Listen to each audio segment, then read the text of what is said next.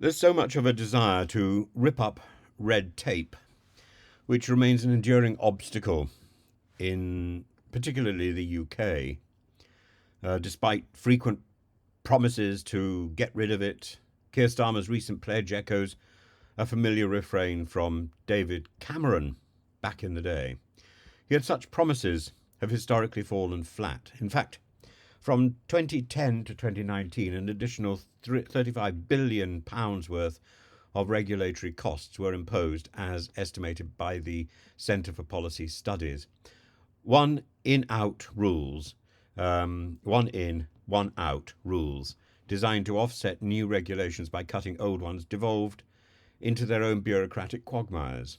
The problem is, it seems, it's not volume but process. You can't deal with bureaucracy statistically. Take, for example, the East Anglia 2 wind farm.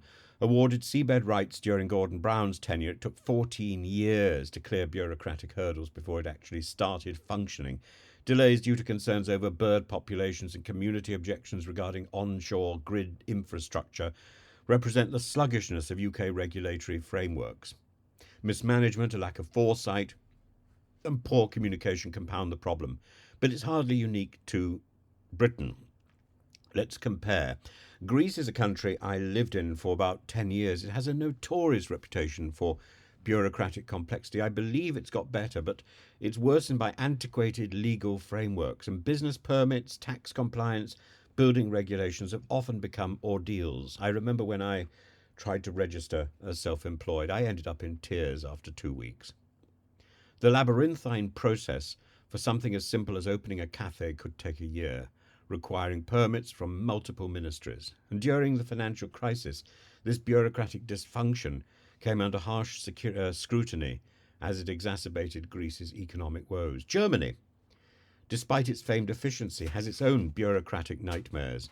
One infamous example is the Berlin Brandenburg Airport, whose opening was delayed for nearly a decade because of regulatory entanglements and mismanagement. Similarly, Germany's over-regulated waste management system, with varying rules across municipalities, is another example of excessive governance obstructing everyday life. Russia, another country I know well, presents yet another case of bureaucratic overreach with both inefficiency and corruption entwined. In fact, as a rule, these two things are the mainstay that keep red tape going. Red tape is the illusion of routine and authority, and behind it is the fakir-laki and the bakshish and the people on the take. From the Soviet era's rigid centralized control to the post-Soviet passport and registration systems, the bureaucratic culture is one where bribes often substitute for speed. Starting a business frequently involves navigating endless forms or even bribing officials to get approval. And getting paid in Russia for doing whatever job you're doing is a nightmare. I think after 5 years of trying to get a bank account in Russia so that I could be paid directly by the university, in the end, I don't think I ever was paid. It's just a nonsense.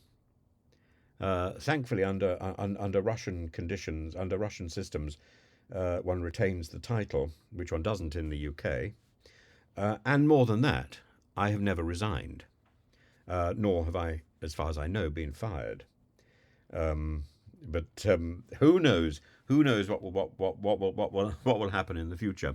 Russia has a tendency, Moscow has a tendency to rewrite its own history.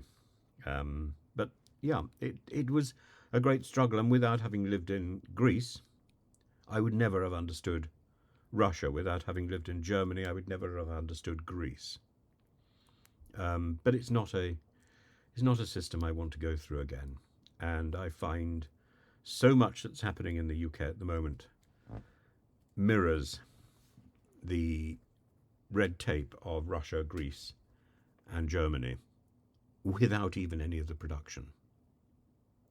The lesson is that while bureaucracy often masquerades as necessary governance, it too easily becomes an exercise in paperwork over people, particularly in the UK. Starmer's approach to focus on early stage troubleshooting through his mission control initiative is promising, but whether the UK can escape its deep-seated bureaucratic tendencies remains to be seen. Remember, of course, we were the people who invented the triplicate system through the East India Company. And across countries like Greece, to Germany, to Russia, excessive red tape is a universal frustration that people accept, and they don't pay attention to it. They go round it. We don't. We believe it's there for a purpose, and we get entangled in it, with unique nuances, inefficiencies that ultimately stymie growth and innovation.